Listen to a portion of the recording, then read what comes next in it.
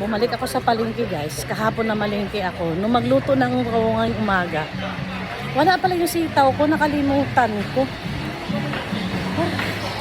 Naabala tuloy yung oras ko.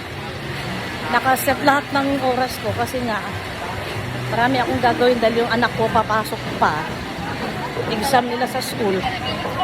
Face to face sila ngayon. Kaya ako magbabantay dun sa mga apo ko. Ay,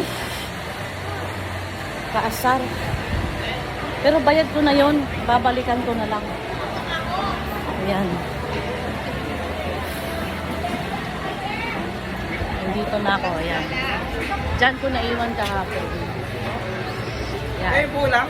Naiwan ko, kaya babalikan ko. Net, naiwan ko yung sitaw ko kahapon. Oh, Cheng! Saan kayo nilagay ng anak mo yung sitaw ko? Ha? Nilagay sa plastic, hindi natin. Hindi, natimbang niya. Pero hindi ko lang nilagay sa plastic kasi ayaw kong magaganan ng mabibigat. Kaya binabakot. Hindi ko rin alam eh. 4 na tali yon.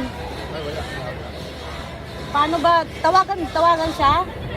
Paano ba? Naisali sa timbang yon. Kasi siya, nung isinilid ko sa plastic, siya pag humawak ng plastic eh.